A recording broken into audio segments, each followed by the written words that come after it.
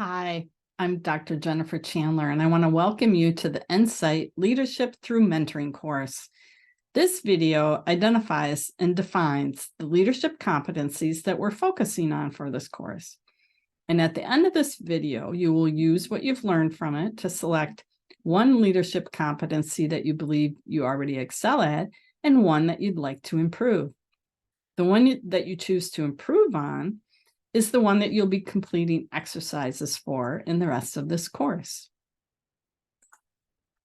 I'm the overall person, the point of contact for this program, and there's also separate points of contact at each institution, and that person is the one there for you to turn to with specific questions that might relate specifically to your location. The mentors and the mentees participating in this program are conducting research at each of your institutions. And this Leadership Through Mentoring program doesn't direct that research, nor are we touching the timing or the due dates associated with that, with your individual research projects. This mentoring program allows mentors and mentees to learn about 8 key leadership competencies that are involved in mentoring. And then, like I just mentioned at the start of this video, you're going to be selecting one that you believe you already excel at, and then one that you'd like to improve. The exercises are designed to assist in improving each leadership competency, and each mentor or mentee will only complete the exercises for the competency that they choose to improve.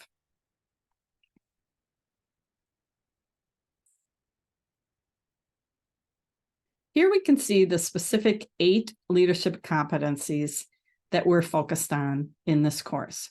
Those are the ones that are in bold with the green background.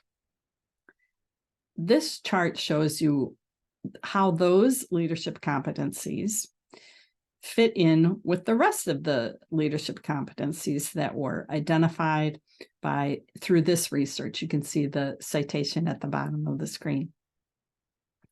Now, these are organized in this table. The less complex ones appear in the first row, and then each row above that, the leadership competencies are more and more complex.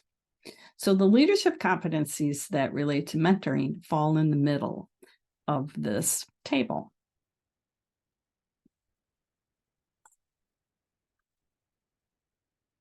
So here are the 8 leadership competencies that we're focused on in this course.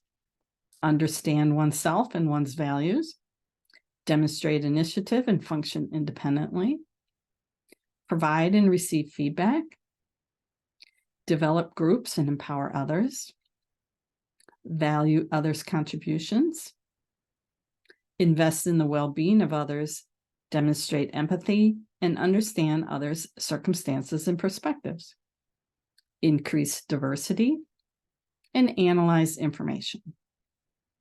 Now I'm going to define and differentiate each of these. Understand oneself and one's values. So having an awareness of one's own values, personality, beliefs, capacities, interests, everything about oneself, and areas for growth. So that includes, recognizing one's strengths and our limitations. That allows for a more authentic and productive behavior when we're working with others, particularly in a team environment. So when people have this awareness, they can comprehend and explain the connections between their own values or beliefs or capacities, and they can relate that to the goals or objectives of the projects that they're involved with.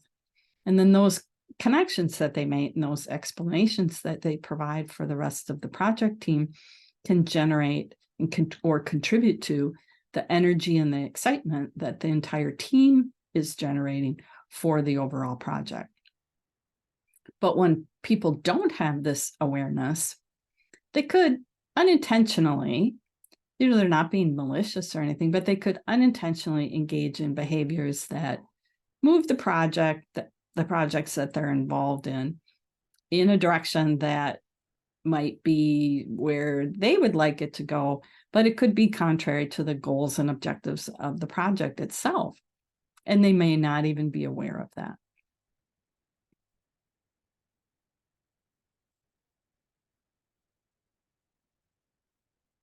The next one is demonstrate initiative and function independently.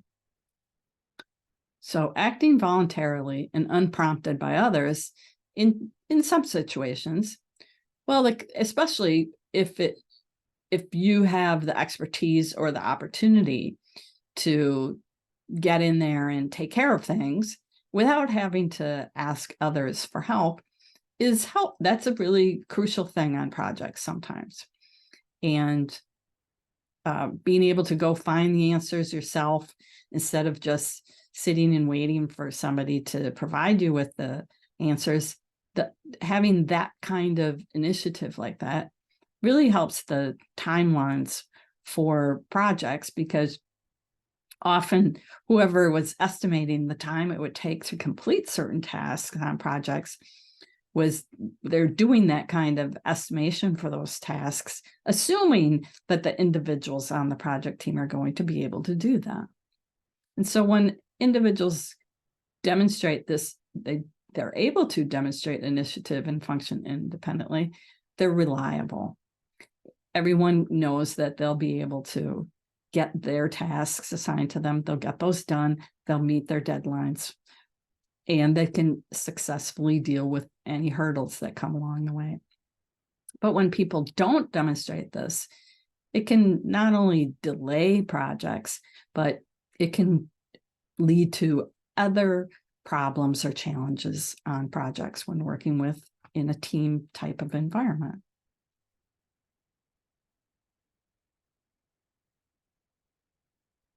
And when I'm referring to a team, this is just a little side out here. When I'm referring to a team, that includes when you're working with a mentor and a mentee. It also includes the larger project team, the research team of the Insight itself. That also is a type of a team as well. And so each of you mentors, mentees that are working together, you're probably involved with lots of different project teams, not just the one relationship that you have with your mentor or with your mentee. So these leadership competencies actually apply to all of those different types of relationships. So this one is provide and receive feedback. So feedback is available to all of us, and it helps us develop our own capacity and increase our effectiveness with others. It requires that we are able to listen to someone describe our behavior from their perspective. And then we have to have some discernment to decide what feedback we're receiving is going to be useful to us. So when people can do this effectively, they can make adjustments in their own behaviors that can be helpful for keeping projects moving towards success. But if they're unable to provide and receive feedback effectively, they could get sidetracked in a sense regarding project tasks or deliverables. They could get caught up in all sorts of unproductive project behaviors that could possibly put the project at risk.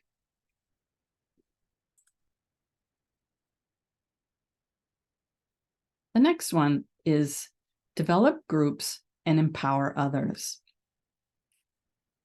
So sharing decision-making, sharing information, and sharing resources with team members so that everyone has a sense of group ownership, accountability, and commitment, that assists everyone on the team to developing a sense of shared purpose, commitment, and trust so that everyone can work together effectively and efficiently.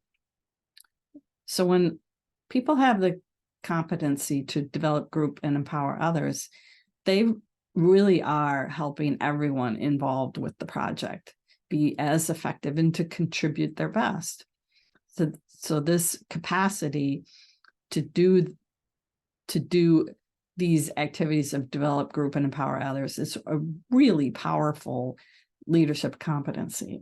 And when people don't have this capacity, one of the things that can happen is they invest too much of their own time completing tasks that somebody else could have done.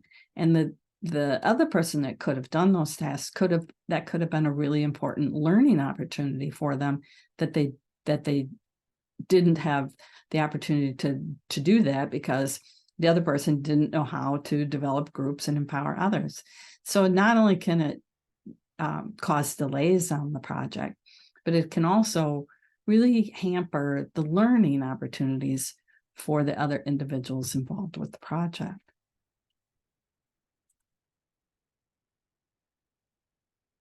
Value others' contributions. So group members' ideas, strengths, their knowledge, and their abilities are valuable. When each person gets to contribute their best, it contributes to individual and group morale and success for the project. So when people demonstrate this leadership competency, they thank the team members, they demonstrate gratitude in a lot of different ways. And this can be really encouraging to everyone else who's involved with the project. And then people contribute even more to the project. And when I say that, I don't mean that they're doing more than their fair share or they're doing more work. It can contribute to their capacity to be more creative or to be more innovative or to be more collaborative. So valuing other people's contributions when someone doesn't have this leadership competency, it can not only be a struggle to find people who want to work with them, but it can cause a lot of unnecessary challenges in a project team environment.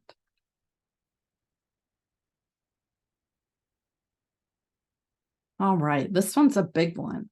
This one is you probably have noticed there's been several of them where it's this and that, like provide and receive feedback. So I've done some consolidation here to reduce our number of total leadership competencies. I got them down to 8. So there's been some combining that I've done. And this one is one of them where these are all interrelated competencies. And so I've combined them together here. So this one is to invest in the well-being of others, demonstrate empathy, understand other circumstances and perspectives. So when someone is able to understand the conditions or the situations of other people or groups of people, and then use that knowledge to be inclusive and demonstrate care for others, that helps us connect to other people. It also helps us have perspectives other than our own, because that can be helpful in understanding and appreciating other people. All of these things can help us work together to find solutions to problems by looking at them from another person's point of view. None of us has the capacity to look at a problem from all points of view. We need to work with other people to find out how other people view the very same thing that we're viewing and learn what they're seeing from their perspective. This new information is really valuable when we're in a research situation and we need to be innovative and creative. So when people don't have this capacity and they don't invest in the well-being of others, they're not demonstrating empathy, and they don't understand other people's perspectives and circumstances, it can make a lot of things more difficult on a project than it has to be. It can make the working relationships awkward and tense among team members. It can lead to miscommunications, and those can delay project tasks. And it can erode the trust or simply prevent people from being able to develop trust. The list goes on and on.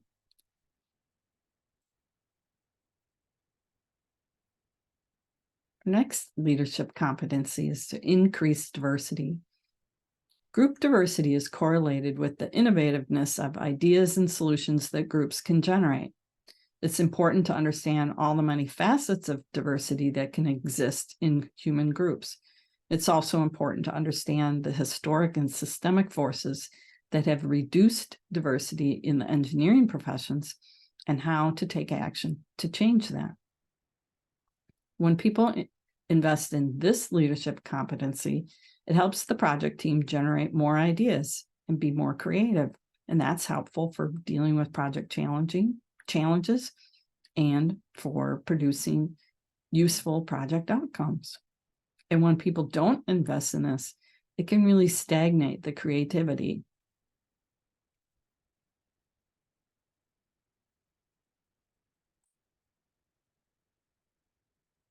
And our last leadership competency is analyze information.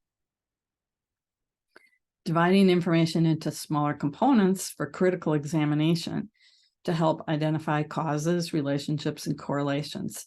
That's the generic definition of this leadership competency. But within each of your research projects, you may be using a variety of strategies and tools for collecting, consolidating, calculating, computing data in order to produce useful information. And then that information is very specific to your research project.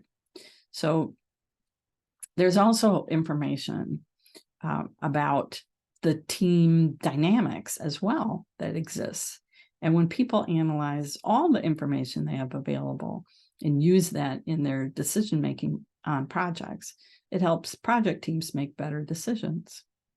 And when they don't analyze information, if they just, some individuals don't spend any time, invest any time in the analysis, they just jump to conclusions and make decisions, make rash decisions, and that can lead to really ineffective project decisions, which can impact the project overall.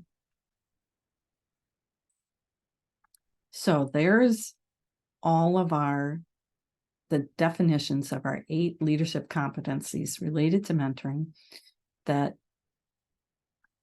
we're focused on for this course.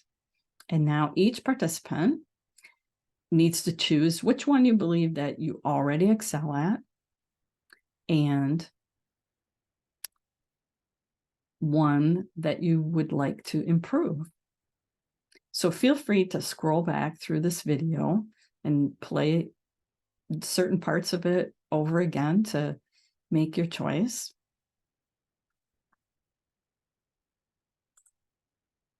So I'd like you to, I'm showing you the list, the same list of the same 8. I'd like you to select one that you excel at and one that you'd like to improve. It's the exact same list. And then would you please email me at jlchand2@asu.edu and identify the 2 competencies that you selected. Make sure you let me know which one is the one that you believe you already excel at and which is the one that you want to improve. I will then use that information. I'll be using that to set the assignments in the course that we're using so that you only see the assignments that are related to the leadership competency that you chose to improve. So thank you. And I'm very much looking forward to working with you in this course.